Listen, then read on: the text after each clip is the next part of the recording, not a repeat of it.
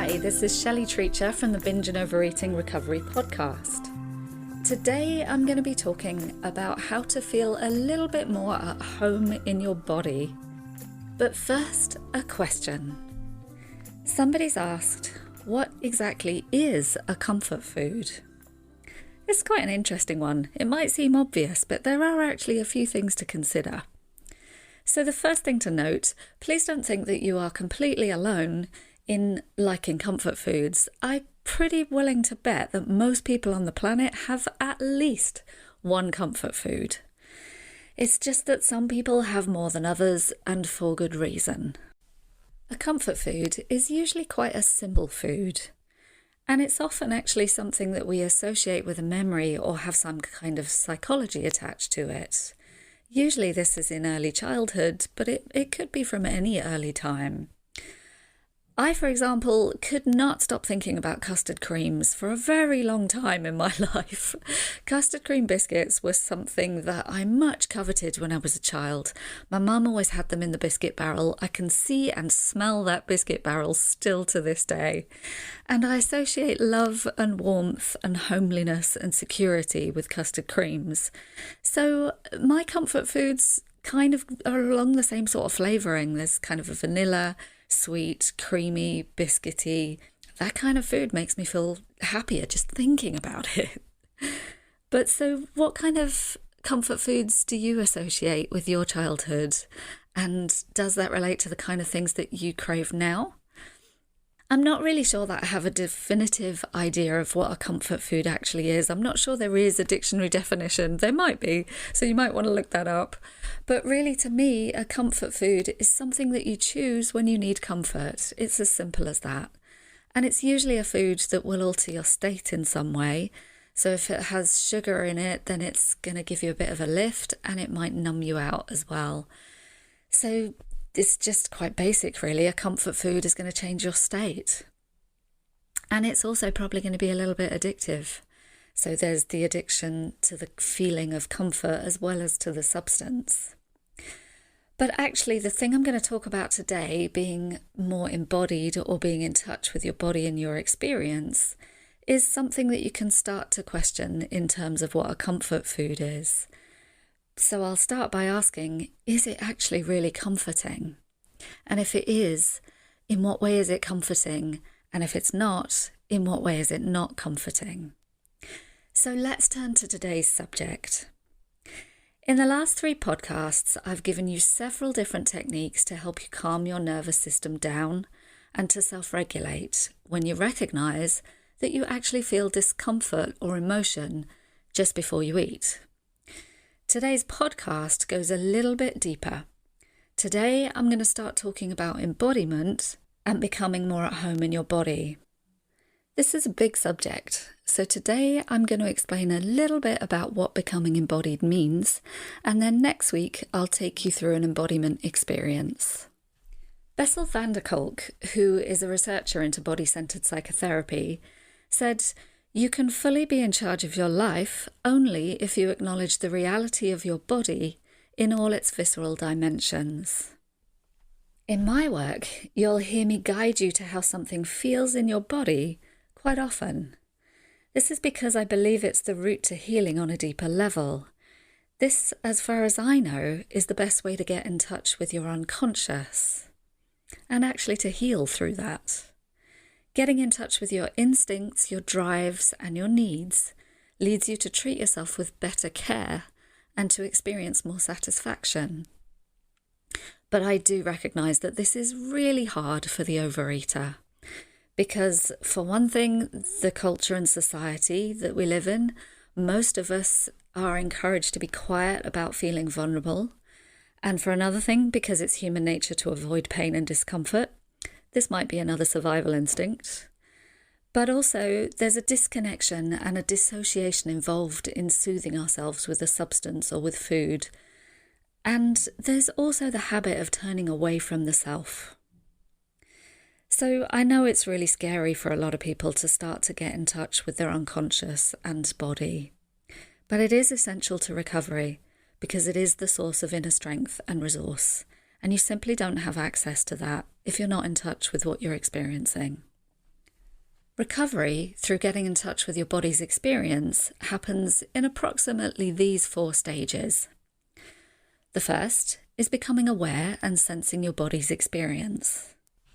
The second is naming and labeling your sensations and feelings. The third is bringing compassion and honour to your experience. And lastly, redirecting your body's energy to something more positive or resourceful. So let's start with number 1. Here, rather than trying to ignore the anxiety, you're encouraged to acknowledge it in your body, to be interested in where it actually is in your body and what it feels like physiologically. Sometimes just staying with a feeling or naming it calms the nervous system down and helps it to shift. Often it's actually the fear of feeling rather than the feeling itself that is the difficulty. Here I'm going to quote one of my favourite mentors. I've been blessed to have so many great teachers in somatic psychotherapy, and Macy Day is my absolute favourite. So in talking about defensiveness, which overeating might be for you, she says, to see what's driving our protective or defensive behaviours, we must also be willing to touch into the helplessness, grief, confusion, or fear. Whatever pain our protector or defence is trying to prevent us from feeling in an open, curious way. This open stance allows new information to emerge from the depths of our being.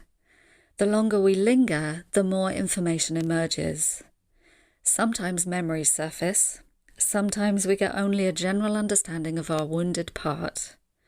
Here are some of the things we might investigate in mindfulness, she says. What kind of state is this? What emotions come along with this? What is my body expressing in this state? How old do I feel right now? What earlier situation seems connected to this state? And what am I expecting as I protect myself like this? These are questions you can start to be curious about to do with your comfort eating. Understanding and bringing compassion to what a feeling wants and meeting that need is next.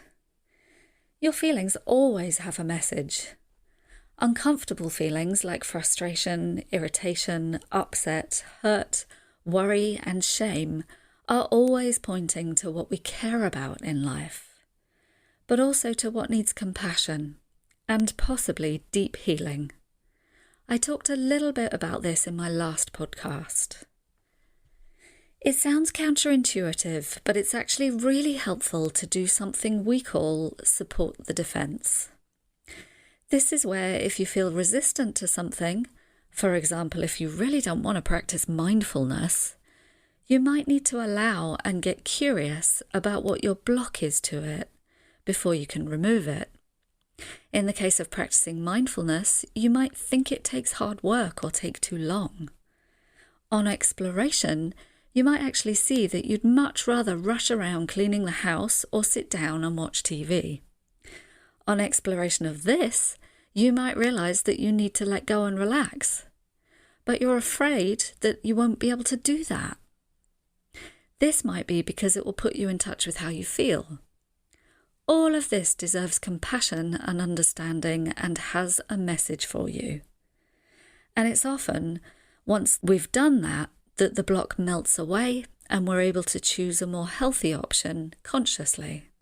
I have an example from my own life this week about how I put this into action. I actually put this into action pretty much every day, but here's a really concrete example. So a couple of weeks ago, decided to embark on a massive new marketing project because I really want to reach more people with this stuff because I just don't think enough people know about it. But it involved making a huge time commitment and a financial commitment. And I wasn't even sure that it would work. So I was really frightened. After the first excitement, I was thrown into fight or flight. I became super activated. This was obvious because I was having trouble sleeping and I was craving junk food. So I recognised and named it as an overactive nervous system or overstimulated. Then, starting with step 1, I observed it. I explored the intensity of feeling in my body, and it was intense. I had a tightness in my stomach and my belly, and I was breathing really shallowly. I was also a bit manic and fast. Moving into step 2, I started to explore what the fear was all about and what it wanted. What was I actually afraid of? Here I found that I was afraid of failing, but I also found my ultimate goal, which is to reach more people with what I believe in. Using some of the resources I've mentioned over the last few weeks, I brought my nervous system back down. I actually used mindfulness and calming, slowing down with helpful audios. And then moving into step 3, I started to bring compassion to how I felt, by allowing it to be okay that I was scared, and by giving that some time and attention. I started to look after the teenager inside me that had actually seen my mother fall into bankruptcy and self-employment. This had made my mother really ill. No wonder I was afraid. But I realised by doing this that I'm not my mother. I've had access to so many more inner and external resources than she ever had in her life. I reminded myself of the support I already have, specifically for my business, but also for my soul. This is bringing more compassion. I researched support for expanding my business. It made me feel liberated, actually. This is bringing more compassion. And finally, moving into step 4, I decided to use the physical energy I was carrying in this fear and the excitement. I decided to embrace it, to enjoy it even, maybe even to have fun with it. I channeled it into actually doing something, and it felt really good. You can do the same as this. Next week, I'm going to take you through your own experience of this, but first, for today, just sense into your body how you feel after hearing my story. Did you feel sympathy for me when I talked about my mother? Did you grieve with me? Did you feel liberated when I said that I felt resourced and that I had so much support and felt excited? All of these experiences might be in your body and they might resonate with something that's familiar for you. What we're doing here is trying to explore what's really going on for you. Your body stores in every cell in every body, in your nervous system, in your muscles. Your body stores your experience. So if you got stuck somewhere in tension, your body's still holding that. So what we're doing here is trying to access that experience, to see what wound your body carries, and to work through it to find healing. We bring it out little by little, bit by bit, rather than all at once, which would be too traumatic. And we work through it to heal it. Today, I've talked about starting to see yourself and your defences as something to explore and be curious about, rather than to suppress or to fix. Healing from a lifetime of comfort eating is not a simple process, but it is possible through gradually getting in touch with what it is that you suppress about yourself and finding other ways to manage so that you can flourish as the person that you were always meant to be. Just to give you a bit more of an example of how this stuff works in the body, I'm going to tell you how I feel right now. I actually feel quite emotional after saying that because I really believe it. It's so important and vital to me that I've got a little bit charged up. I feel kind of nervous in my belly, just below my diaphragm. Some people might call that area the chakra that is the sense of yourself. So that fits. And I also feel kind of nervous excitement in my chest. I'm breathing fairly middle, sort of deep and shallow, because I'm excited. I'm also nervous because I want so desperately for people to understand this. And it's through this kind of activation that I'm getting to do my job's life's work. So you can see the benefit. And this is what I hope to teach you. So I'll be back next week. I'll be back on Wednesday. As I said, this is coming forward every Wednesday from now on. Next week, I'll start to take you through an experience of your own in your body. So please join me next Wednesday. And I'd still very much like to hear your questions or comments. So if you have anything you want to pass on to me, please be in touch, and know that everything I ask here, all the questions that I put forward from you, are completely confidential, unless you tell me explicitly that you want to be named. Thank you so much for listening. I'll see you next week.